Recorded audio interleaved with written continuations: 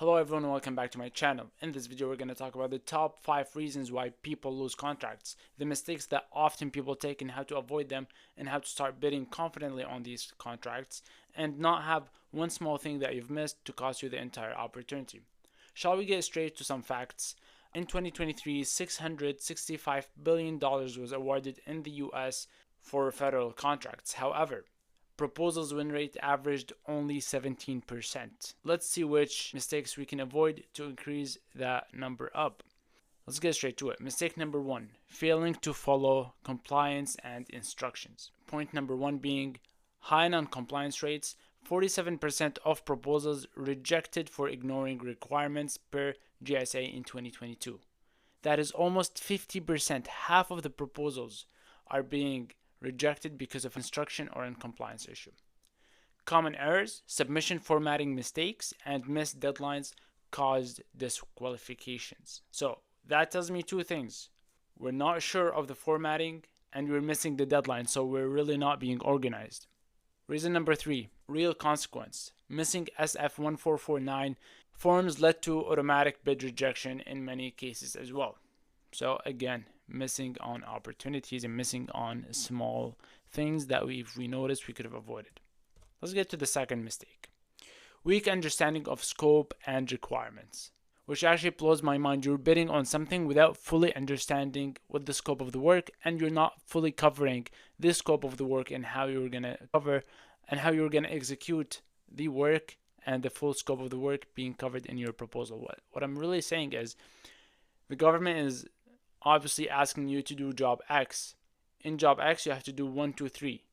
In your proposal, you're saying, I can do 1 and 2.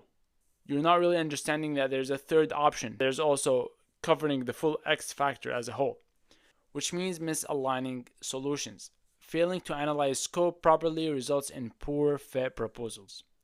You're not really showing the government that you're the best fit for this contract when you're not fully covering the scope of the work.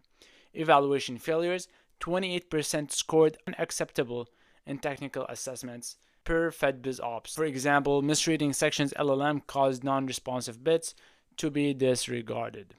Mistake number 3, overlooking mandatory certifications and registrations.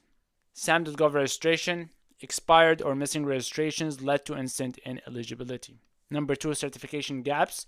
Omitting small business status or labor for compliance docs is common. And lastly, audit finding. 12% of proposals audited lacked valid certifications in 2023. I'm giving you all these numbers, I'm giving you all this information, so how we can avoid them and how, if someone made a mistake, to not repeat the same mistake they've made. Mistake number 4, insufficient evidence of past performance. Poor past performance scores. 40% scored low on past performance evaluation according to Army Corps in 2022.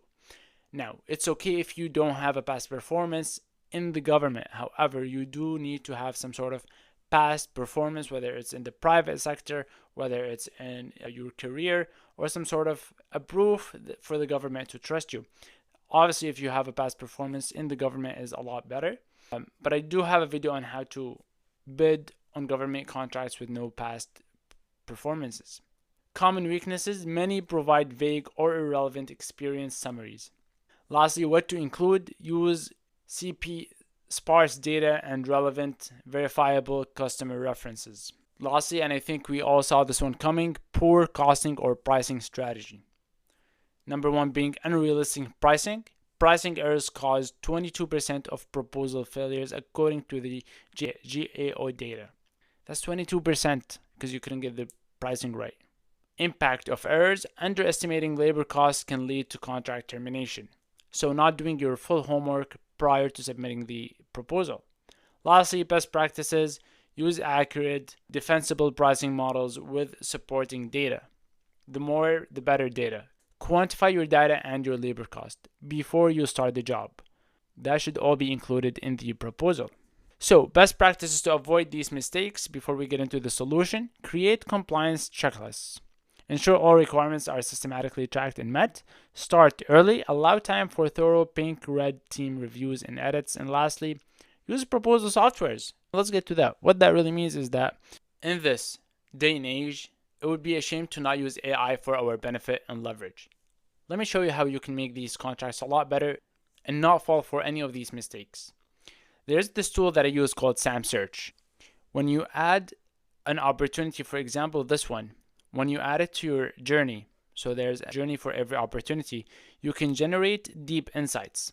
So when you generate deep insights, it's using all the information in my company profile. And in my company profile, I have everything related to my company. I have my KLT statement, my past performance, my white papers, and I can add more. I can add my industry certifications, which was a big reason of failing these contracts. When I go to the hub, here I have the deep insights. So the deep insights tell me why I should or should not bid on this contract. I can also use the chat feature to ask SAM Search AI, what is the scope of the work? Give me a summary of the scope of the work really quickly, and instead of having to go through all these attachments. I can also create tasks for myself, which could be my checklist. And when I create a task, for example, this one, I'm calling it compliance check. I can have a checklist here, and I'll be able to do a to-do list for myself, and I'll also select the priority high. For this one, I can also do the due date, and now I'm creating tasks for myself to not forget anything, and that could be my checklist.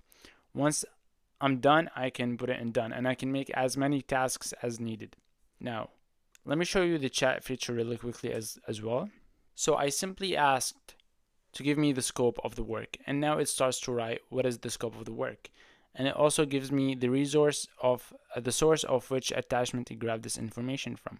I can also ask it to give me more and more data. I'm going to ask it to generate compliance metrics in a table. And now it's going to fetch all the information in the contract, in the opportunity, and it's giving me all the compliance metrics, the description, and the target requirement. This is for me to make sure 100% I'm not missing on anything. And I'm skimming through hundreds of pages here just by chatting with this tool. And I'm still saving so much time, and I'm not doing any of these mistakes. I can also ask it about the pricing. I can ask it about every single mistake we went through. Lastly, what we're all waiting for, the proposal. Now I generated the outline here, and in the outline, I wanted to have a cover letter, and I'm also having sections and subsections. Once I go over the entire proposal and I see that it's all good and how I like it and it's not missing anything, which also the tool makes you the outline based off the instructions, I can hit generate proposal, and now it's going to generate a proposal for me based off the information provided in the contract and in my company profile as well. That's what a proposal looks like after it's done being generated. And you can also edit this proposal using the SAM Search AI feature on the side, where you can highlight a section and chat with the specific part of the section. And you can also ask the chat here, chat with the entire proposal and ask it, what am I missing? Am I missing something? Is there a compliance metric that I'm not meeting in the proposal, etc., etc.? What are the licenses mentioned in the proposal, and all that sort of stuff. So that is pretty much for our video today.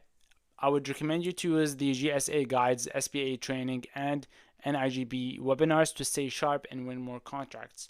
I'll also leave some links in the description for you to help, and you can also try SAM Search today. And if you have any comments or any suggestions to watch more from my channel, please let me know. Leave a like and hit the subscribe, and happy bidding. And happy bidding. Happy bidding.